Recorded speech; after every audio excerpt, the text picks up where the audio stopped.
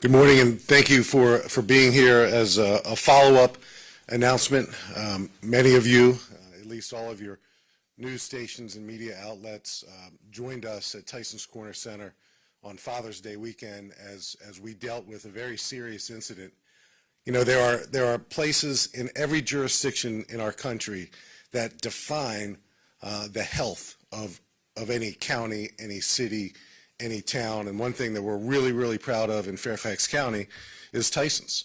And in this particular case, Tysons Corner Center. It's not only someplace that Fairfax County residents frequent for many years. Folks throughout the National Capital Region, Washingtonians now for a couple plus decades, routinely visit Tysons. It's a great place, present tense and future tense. It's a place where we dedicate a full team of police officers 24/7, 365 days a year. There are Fairfax County police officers assigned to what we call the Tysons Urban Team, or our TUT team. It's important to us. It's important to our community. So when a crisis like this happens, the public safety response, not just police, but fire and rescue, Fairfax County Fire and Rescue, and not just our agency, but other surrounding jurisdictions, to include federal law enforcement, we take it very seriously. So we're here to announce, and you're going to hear some specific details of this crime and the arrest of Noah Settles. Noah Settles, 22 years old, of Southeast Washington, D.C. Noah Settles, at the age of 22, very sadly, is no stranger to law enforcement in Washington, D.C. He's no stranger to law enforcement in Prince George's County, Maryland. And now he's no stranger to the Fairfax County Police Department. 22 years old, he recklessly discharged a firearm on the second floor of Tysons. And it was a crowded, beautiful Saturday afternoon. A lot of folks were there shopping in anticipation of Father's Day, I can imagine. You'll hear from Lieutenant Laziski about Noah Settles' association with a crew in Washington, D.C., the 37th Street crew. We know that he has been associated with the 37th Street crew for some time. And you'll hear from Lieutenant Laziski about the presence at Tysons last weekend of the 37th Street crew and the Simple City crew, both geographically close to each other in Southeast Washington, D.C. Many of you who have been covering the news in this area have heard of both for many years. They were engaged in a beef. It started with words. It ended up with a pushing and a shoving match, and then the display of a firearm, and then just minutes later, 3 shots ring out. 3 shots in a crowded mall. So we're very pleased to announce that Noah Settles turned himself in last night at the Fairfax County Adult Detention Center. I believe he was represented by his attorney. He's now in custody, and the work of identifying additional folks goes on. So Lieutenant Laziski will fill in some details, and then both the lieutenant and I will stand ready to answer any questions you may have.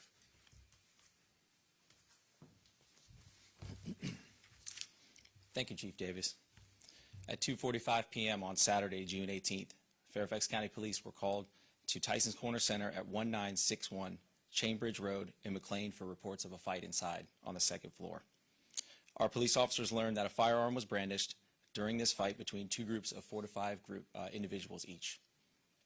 The investigation revealed that Settles was involved in a physical confrontation with a group of individuals. Moments later, Settles was captured on surveillance video producing a handgun and firing 3 rounds. The shooting sent patrons and employees throughout the mall fleeing for the exits. Others sheltered in place and feared for the worst. 3 people suffered minor injuries as they rushed from the mall. Fairfax County police officers then swept the mall and helped patrons exit, as well as employees. As officers were responding, witnesses provided information on a vehicle fleeing the scene. A description of that vehicle was then shared with our surrounding law enforcement partners. Through the digital evidence and with the assistance of our area partners, detectives were able to quickly identify Settles as a person of interest. Further review of the digital evidence confirmed Settles' role as the shooter. Detectives obtained arrest warrants the following day. Settles turned himself in last night at the Fairfax County Adult Detention Center. and he was held without bond. This situation could have been much worse. Those within the Tysons Corner Center on Saturday exited the mall promptly and in an orderly fashion. I want to thank everyone who stepped up and helped bring this case to a closure.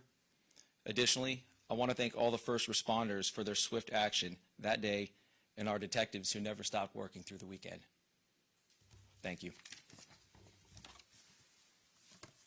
Any questions?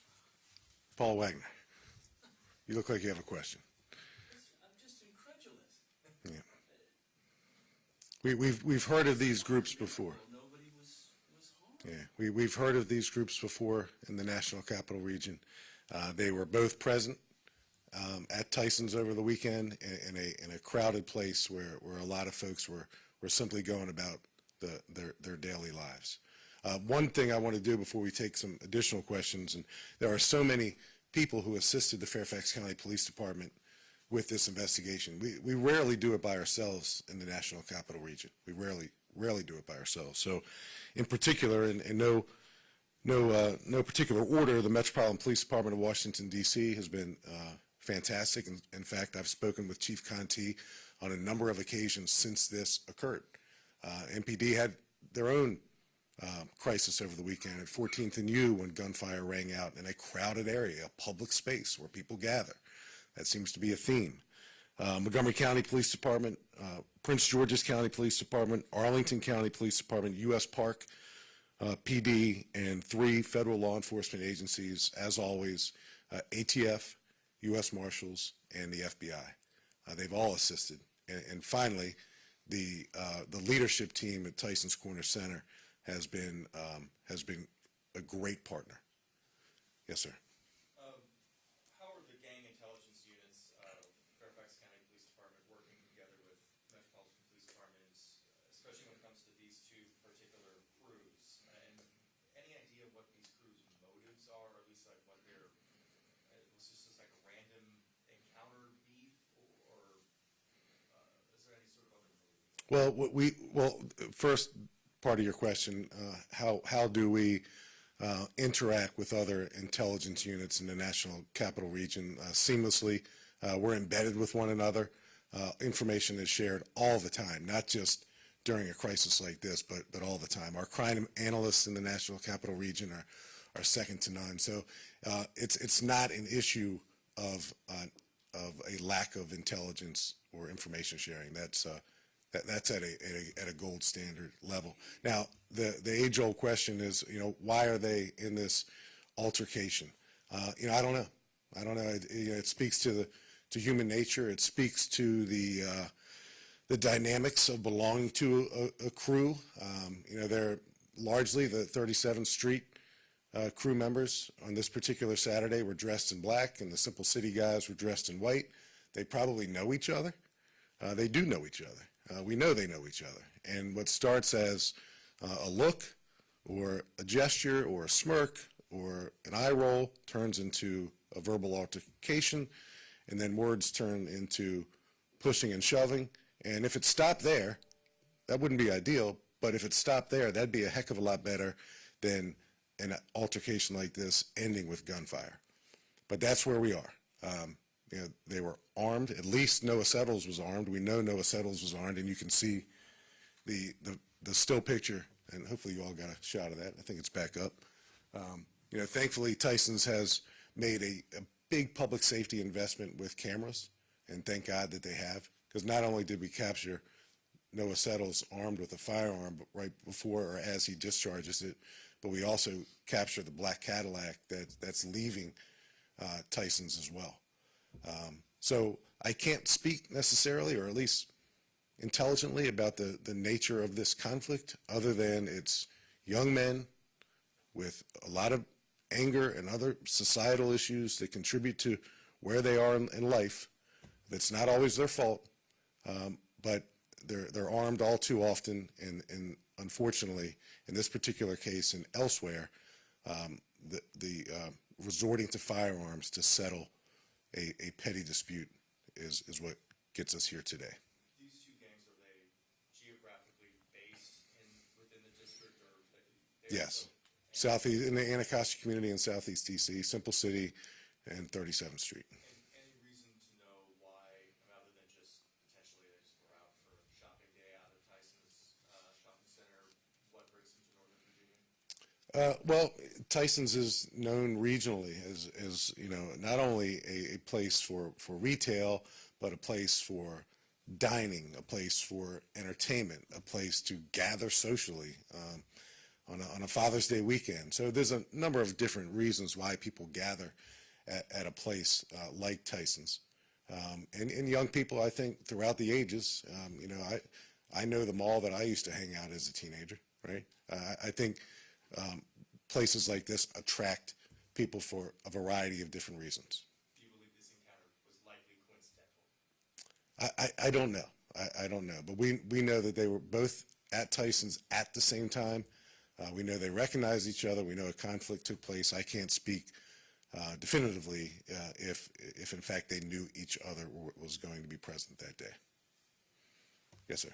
And then you go. You go. Thank you, Chief. Amari Daniels, Washington Post.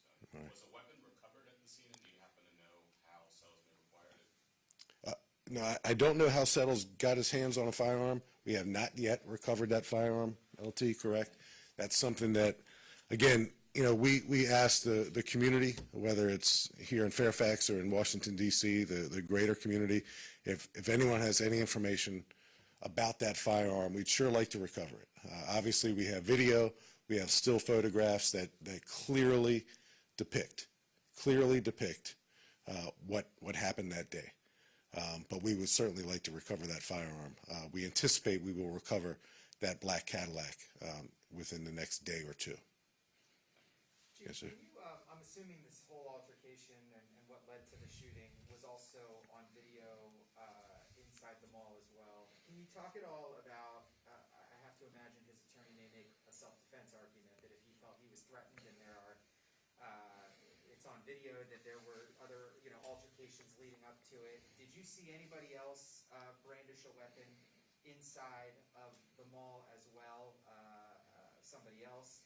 And can you also just talk about, you indicated you're looking to talk with other people. Are there other possible charges for other people stemming from this incident, or do you believe this is the full extent of the charges that we'll see from this? Well, I guess last part of your question first. We do have other folks that we would like to talk to. We have had conversations and interviews with many people so far, but undoubtedly we've missed some people. So anyone who wants to come forward to describe to us what happened that day or their role or what they saw or what they heard, we certainly welcome that. It continues to be an ongoing investigation. Even after an arrest is made, more investigation needs to happen. I don't want to try this case here at a press conference, so if Noah Settles is represented by an attorney who wants to make a self-defense claim, the most appropriate place to make that claim is in a courtroom.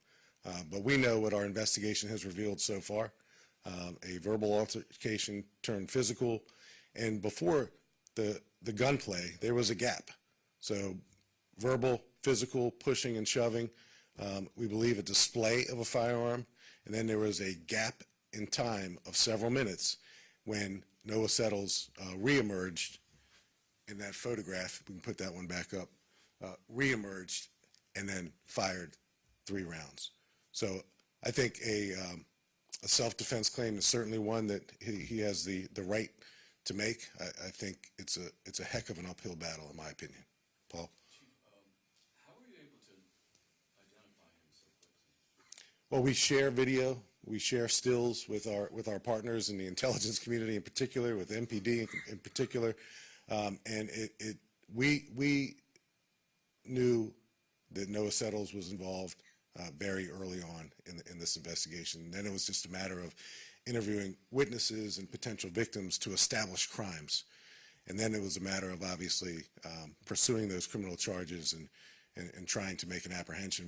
We didn't release Noah Settles' name at the press conference that we held at the scene because we wanted to give our detectives an opportunity to work with MPD and U.S. Marshals in particular to capture Noah Settles. But I believe some news of a bolo made its way out into the atmosphere, and then we acknowledged it. Somebody in law enforcement recognized him?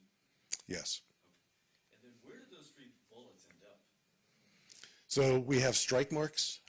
We have shell casings that were recovered. Obviously, the bullets come from the shell casings. The shell casings drop near where the firearms are discharged.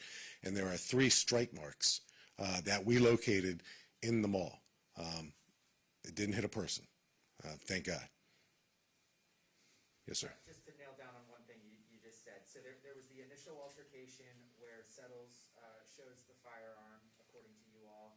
Then there's a gap of a couple minutes, and then the 2 groups essentially come together again, and before there's any other altercation or anything, that's when he fires the shots. Am I understanding? So generally, or specifically, there was a verbal altercation that turned into a pushing and shoving match that resulted into Noah Settles displaying a firearm, and then the 2 parties went their separate ways. And then, and you can see it here, Noah Settles emerged again and discharged his firearm. And it was a matter of a few minutes. Did they emerge at around the same place as they separated, or did the Settles crew find the Simple City crew where they were at? And then Yeah. Again, I want to be careful not to get into too much investigative detail, but it was a matter of, we're talking about where the verbal altercation started and where Noah Settles fires these shots that you see here, at the most, the length of a football field, at the most. Yes, sir. Has anyone else been arrested in relation to the incident? Not yet, but there's every possibility that additional criminal charges against others may occur.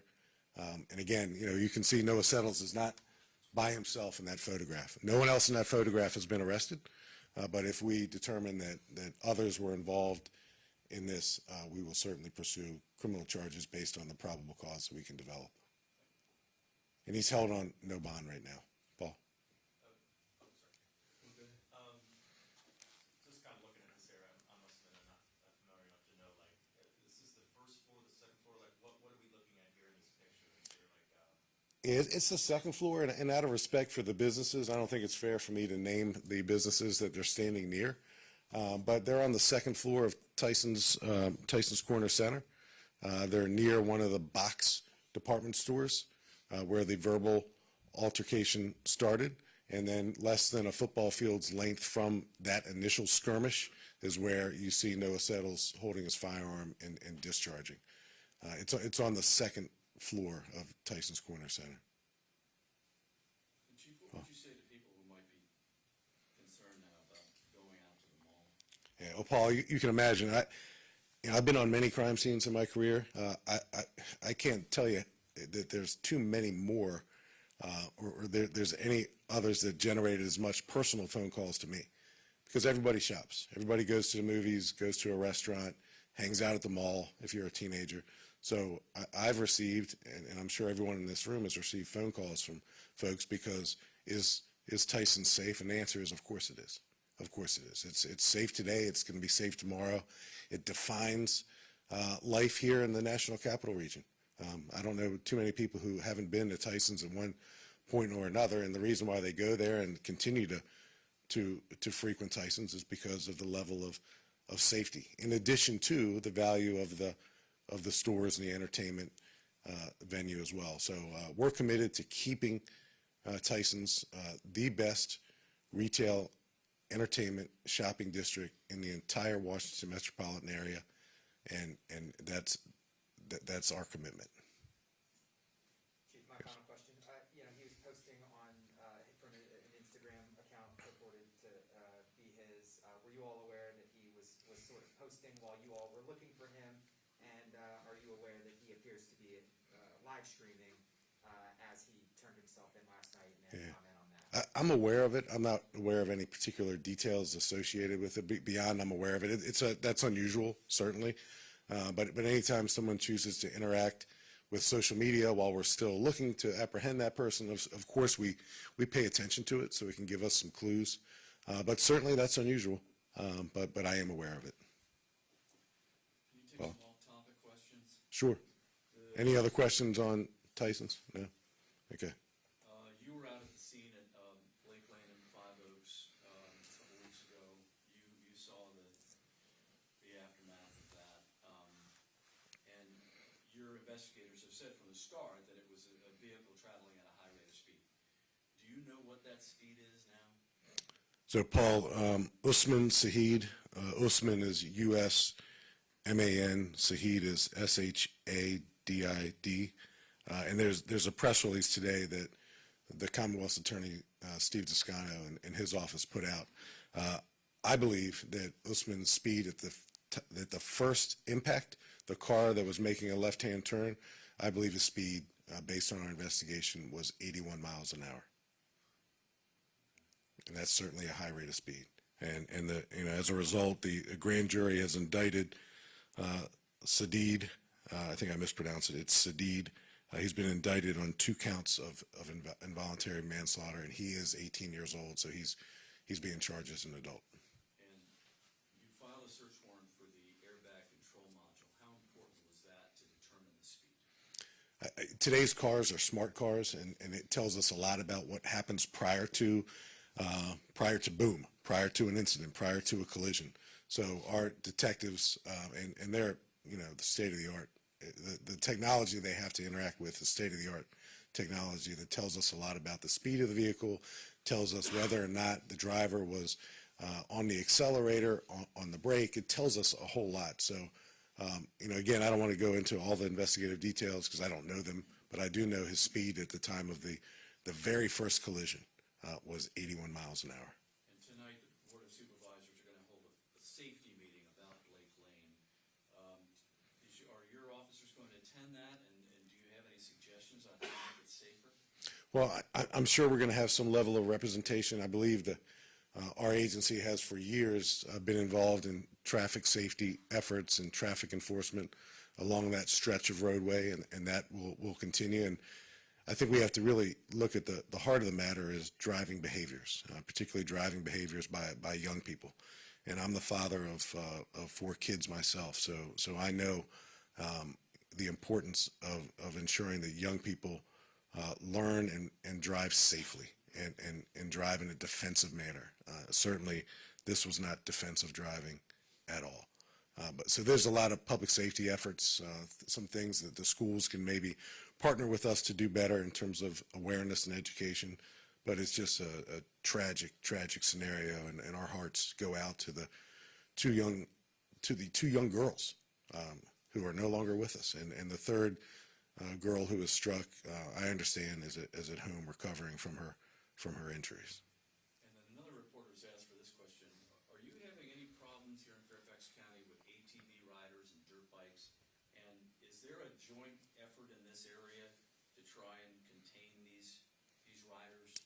So I'm familiar with those riders. I'm familiar with them from other places where I've served. We aren't experiencing any ATV, off-road, motorcycle, the aggressive driving, the wheelies, the donuts. I think if that's what you're talking about, Paul, when those things happen, they typically happen in warmer weather. We have not yet experienced that, but it's something that we'll certainly be looking for so we can be decisive in the action we take.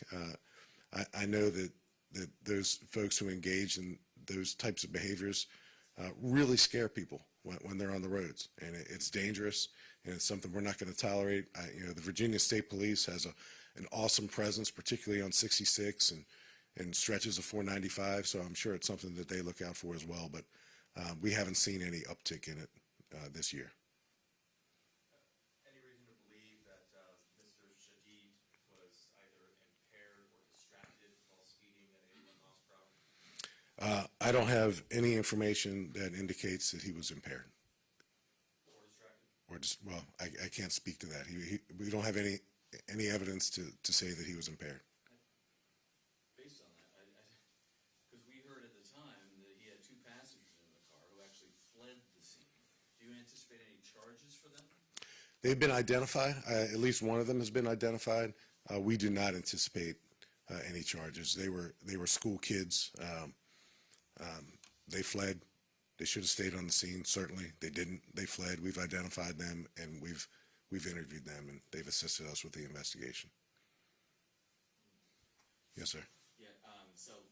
Given Shahid was the minor, and he was speeding. So, what would you like to say those teenagers who's driving on the road that like it's the safety or something like that, so they know that they have to drive safely on. Yeah. So he's 18. So he wasn't technically a minor, but he's still, I think, in all of our eyes, he's a kid. He's a young man. And I'd say to him and his peers and the students at any high school in any jurisdiction, the same thing that I've said to my own 4 kids: slow down, slow down, slow down. Be a defensive driver. And there's nothing so important that you need to jeopardize your safety and the safety of others by getting someplace 30 seconds faster. Slow down. Thank you.